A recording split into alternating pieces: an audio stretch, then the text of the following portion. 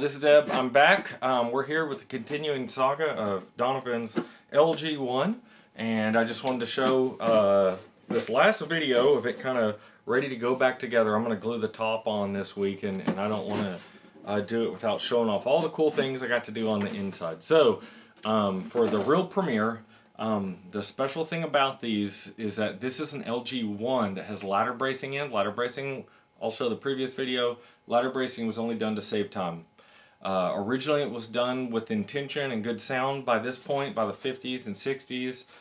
With companies like Gibson, they just did it to save time. They didn't care how it sounded. They wanted a guitar that sounded worse so they could sell the other ones for more when you try them out. It's a price point kind of a thing. But these are made out of the same tops, the same back material, all that jazz.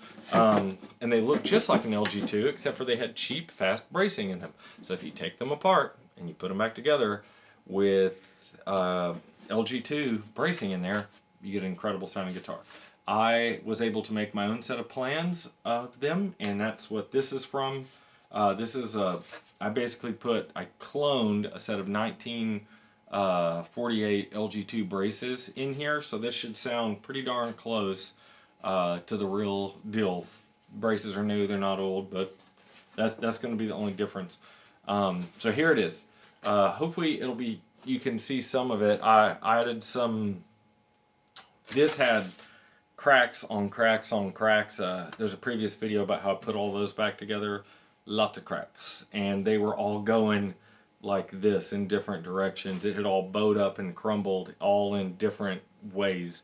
So I got it all put back together and flat, and then now made these exactly the same Gibson 40 style LG2 braces from the good years in there, and then I had to cleat. There's no point in gluing that together if that stuff's going to come apart again. So it just took a lot of cleats. The big ones are where there were 2 or 3 small cracks in those areas, and yeah, all over here. This little diamond here is from where somebody had a jack or a volume knob on the pickguard. So we'll get that all sorted out. Yeah, so it is back together. This is structurally sound. It's got you're not going to be able to hear it through here, but it's got a really nice musical sound to it. It's ready to go back together. I went ahead and added the 40s style cloth that they put over this. I've got a special jig. I make these braces and cut the X-brace joint, the little saddle joint there, the same way that they did it back then with a little wedge in there. It's got to be part of the sound. A lot of people do it a modern Martin style where they put in rough braces and then shape them down afterwards and have it be much thicker here. I think this is where so much of that old Gibson open sound is that we love so much. So 2 spec plus cleats. This is my own funny little thing. These old guitars, when you get inside, they just sprayed over the pickguard, bridge, and everything. And they didn't tape this off. I guess they just cleaned it out in there. And you'll see the X braces always have a little bit of that sunbursting in the color in here. So I went ahead and did some of that just for my own amusement. So here we are. That's the top, ready to go back on. I probably mentioned this before, but these later 51s, these are laminates, and all the laminates here came apart. I've glued them back together, but I wasn't confident that they were strong enough, so I bent and added some maple to the inside and put it under the curved lining for the top here, and then painted it mahogany. So when you look through the sound hole, you shouldn't notice anything super different other than the seam right here. It should have the right look. The block had to come out because this was just all coming apart. So I'm going to be putting the block in this week before I put the top on, of course. It needed lots of cleats. This back was just like the top. I think he said this was in an attic in like Alvin, Texas or somewhere. So it probably went through some serious hurricanes and floods and all that kind of stuff up there.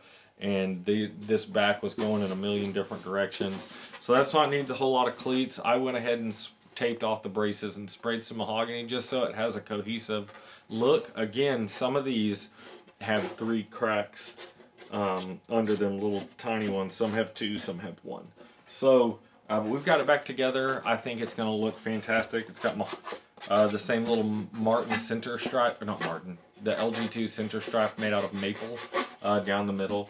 So this gal is ready to go back together and ready to make some songs pretty soon. So the neck is still on the same point. The next video, I will have this probably back together. If you'd like to see that video, hit that subscribe button and you'll see the follow-up video. If you think somebody else has a pretty crummy sounding LG2 that they would like to have rebuilt and they've lost hope for, maybe it's an old family instrument, hit that arrow button and send it to them and show them what can be done out of these trashed instruments. They can be made new if you're interested. And